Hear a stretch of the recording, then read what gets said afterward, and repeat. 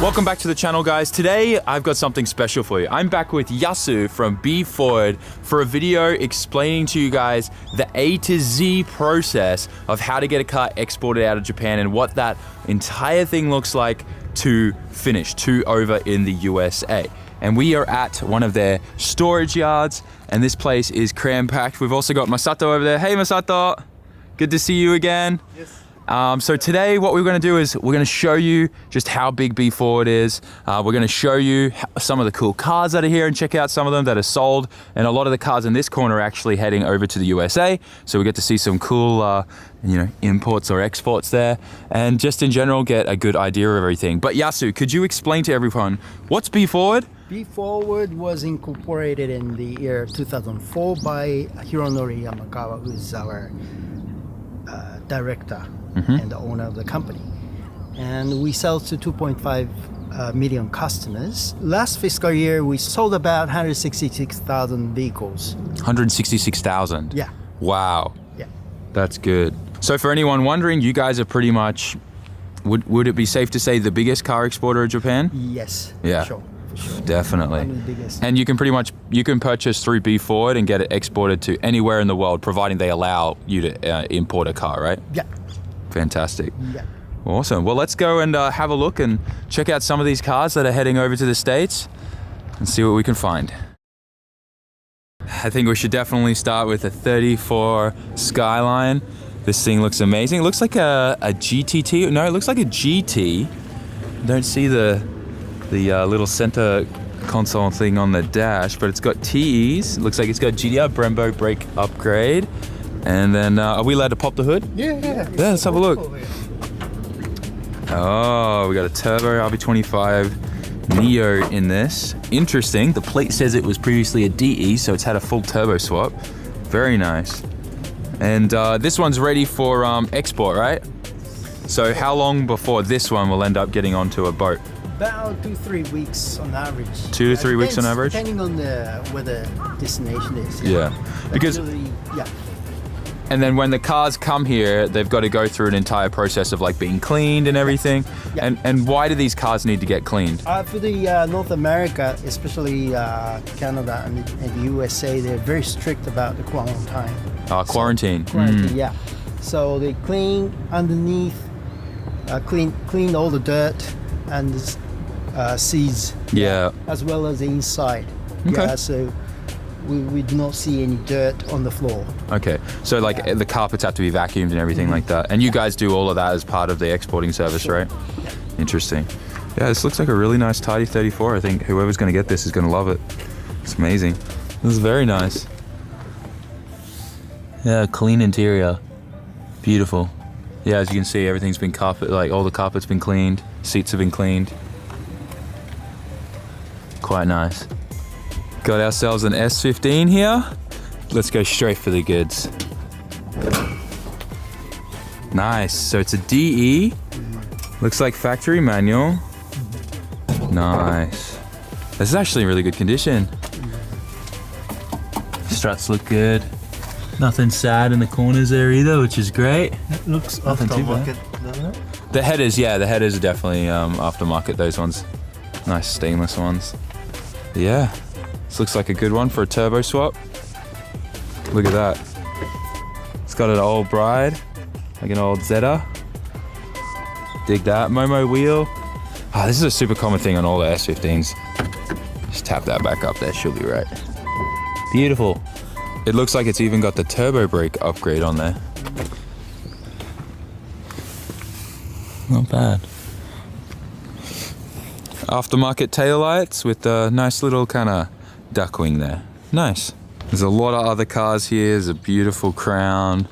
Got a Euro R, 33 GTST, 4-door. Oh, there's an Aristo there. There's a Chaser, another Chaser. These could all be GXs though. Still, same chassis pretty much. You just do a engine swap. Thank you, Yasu. Oh, okay. This one's actually really unique, really cool. So I believe this is still a JZX, but it's a JZX 105 and it's all-wheel drive. It's the 4-wheel drive model. Super cool. It'd be awesome to do some kind of like you know, a Toyota version of a GDR with like a 2JZ in one of these one day. I don't even know if we get a manual all-wheel drive transmission for these, but still would be cool. Very nice. There's some really good cars here, Yasu. You guys have been busy. And Altezza with the beams, the real beams, the 4-cylinder, not the 6 one, the 1G. Very nice.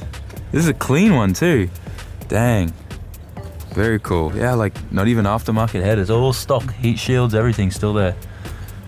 Did you ever drive one of these, Masato? No, I never driven this one before, but sounds like it looks fun to drive. Yeah. Rear-wheel drive, I think. You used to drive a Hachiroku back in the day? No, never yet. Never driven Hachiroku. Never drove a Hachiroku before? Were you an S chassis guy? No? If you allow me to do, I would love to. You'd love to? Oh, got a nice Aristo here, so this thing should have a 2JZ in it. Normally they have a turbo motor. Got ourselves a nice VVTi 2JZ. It's got an oil cooler kit on there, or maybe that's power steering because that oil line looks very small. But yeah, it's nice. Little tidy setup. Surprising.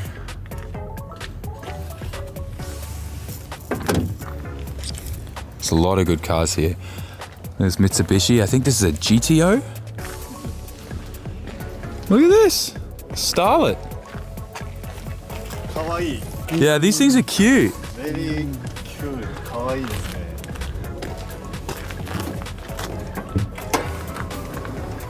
Very cool. Man. This little cool little turbo intercooler kit. Piping comes up here. It's nice. Yeah. Little tiny turbo down there, front wheel drive. Very nice. You got another, I guess, JZX chassis. This is a Cresta though, I think. Ooh. This is very clean. Very nice. GX, I guess, again. Oh, actually, I think because it has the NA JZ engine, it'd be a JZX chassis. Yeah, there it is, JZX 100. So, just NA. Whoa, the GTO's been popped. Where is it? Boom. These things are wild. So this is the NA version. There's a twin turbo version. And this actually has some kind of space here that you can work on the car. The turbo version, good luck. It's very, very hard. They say like you want to change spark plugs, drop the engine. Like take the whole thing out. Because it's just, they're so tight, no space. Yeah, you can't even like get your phone down there. If you drop something in the engine bay, it's gone forever. Like, it's never coming back. But yeah, it's still a very cool car. In Australia, they were called like the poor man's Ferrari because you could get the twin turbo, like all-wheel drive one. And it was like a kind of a sporty looking car. Very cool. Ooh, found ourselves a Stagia, and it's got the grill too. I think this was the Koki grill. Don't quote me on that though. Oh, all fighting for the lever. Yeah, RV25 Neo NA. Yeah, so unfortunately Stagias do have a little bit of a rust issue. Yeah, it was something like how these were manufactured, they definitely copped it the worst. But what's really good about BEFORWARD is you guys are very upfront. You show the customer all that kind of stuff when you find it. So they know exactly what they're getting into. And if you're the right person for the job, this is all repairable. So for the most part, everything else about the car looks great. And like I've said this before, but Stagias just would rust even if they were stored inside garages. There was just something wrong with how the sealing was done with the struts and stuff like that. But this is a really clean car. Everything else about it looks great. This will be good. Fix up that little bit of rust and good to go. Got another JZX 100 here. This thing's really nice. It still has the original Toyota doily seat covers. JZX 100 with the NAJZ engine. Let's look at these seat covers. So these are super cool. There were like third-party ones, but see how this has Toyota embroidered into it? Very cool. Hard to find these days. Very nice. And does it start? Oh, it's the digital dash one. Yeah, because it's the NAJZ motor. She's a little flat. A lot of the batteries sit out here for quite a while. This is a very cool old JAF sticker, which is Japan's Automobile Federation. It's kind of like the equivalent of what Australia has RACQ, and you get these special badges the longer that you've had a membership with them, but it's just really cool. That's an old school one. Haven't seen one of those before. For anyone watching right now, what are some frequently asked questions that customers tend to ask you? The most one is the condition of the vehicle. We check our vehicles in our yard like this. Yeah. And show the customers the Condition. condition of the vehicle. Yeah. We have the condition sheet, check sheet, so we translate everything. Do they sometimes ask you to check things that are not on the auction sheet or the paperwork? Yeah. And you guys have no problem doing that? Yeah. We can double check if they have an extra order for checking vehicles. Yeah. And that's the main thing that everyone asks. Yeah. Is there any other questions? And also how long it takes to get it shipped. So Okay. Obviously that depends. varies, where they are. Depending on the destination. But if we were to say like West Coast, like California from Japan, how long would it take? The ship itself is like only 3 weeks, but just depending on the availability, it could be 1 month, 2 months waiting. Yeah, because if the ship's already like booked up, right? Because it's roll on, roll off normally, roll right? off, So the car has to be able to drive onto the boat, park, sit there, and then when it gets to the port where they're going to get it from, it has to roll off and drive off. Yeah, okay. Sometimes very quick, very fast, but depending on the time of the year as well. Yeah, true. Different kind of times of year it gets busier, right? Yeah. Fair enough. All right, cool. Well, I think that'll help. Like if anyone's interested in grabbing a car and helps them understand it. I think it's also really cool that you guys are so open and letting us film this kind of stuff, because I guarantee you no other company in Japan that does exporting would let us show A to Z, like the whole process. So I'm pretty excited to be able to shoot this with you guys today. Getting some Tokyo Fast and Furious vibes right now, where Kechi Tsuchiya, the scene where he was sitting fishing. And we're kind of surrounded by Japanese imports.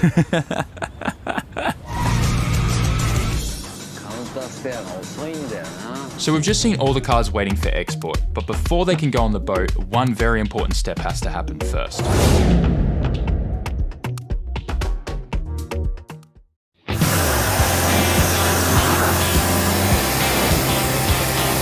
Every single car needs to be cleaned inside and out, especially the undercarriage of the car. And this is to meet the requirements of customs, depending on which country the car is being exported to. And once the cars are cleaned, they then need to be transported to the dock to be loaded onto the boat.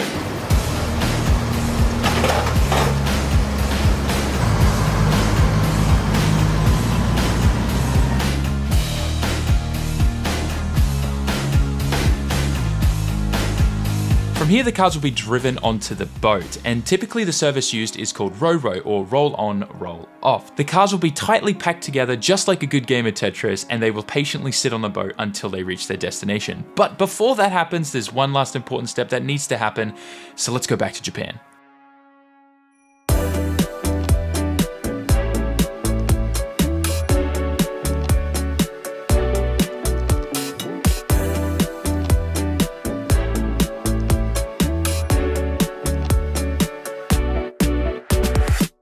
What we're doing here is we're preparing the shipping documents. For example, a bill of lading, and that's a main shipping document, and also export certificate to register your vehicle in your country, and the final invoice. Yeah, and if you insure the vehicle, marine insurance, we also send the insurance certificate. Yeah, these four are the basic documents for the shipping documents we send to the customers. Yeah. And these are required for you to import the vehicle into your country? Yeah, that's it. Yeah. And you need this before the boat arrives, Yes, correct. Fantastic. Yeah. Awesome. So it's sent by DHL, mainly sent by DHL, yeah. Okay. If Fantastic. you have preference, maybe we can use another company, but we Mainly you use use DHL? Yeah. Not a problem.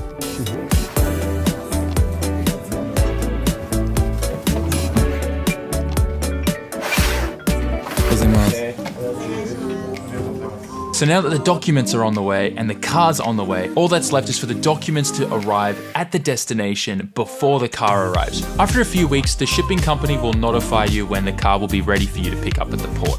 During that time, simply provide those documents to them, and you'll probably have to pay some import tax depending on where you live, but otherwise, your new JDM car is now yours.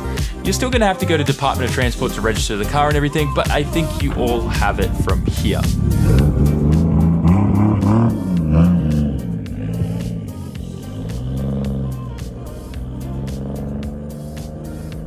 Well, there you guys go. Finally, a video that shows you the full start to finish or A to Z of how to export a car out of Japan. And it's really not that difficult, especially with everything that you just saw in this video, and especially using BEFORWARD's service. Full disclosure on that note, I do work with BEFORWARD. They sponsor my Formula Drift program. That's why there's stickers on the side of my car, but we do have something special for you guys today. If you go to their website, BEFORWARD.JP, and you find a car that you want to purchase, for your very first purchase through them, you can use coupon code SAMMIT in checkout to get $100 free cash back, and they'll also throw in a bunch of free goodies inside your car when the car is exported and leaves the country. If you like Japanese cars, Japan in general, and drifting, this is definitely the channel for you, so stick around and hit that subscribe button, and at the same time, why don't you check out this video here.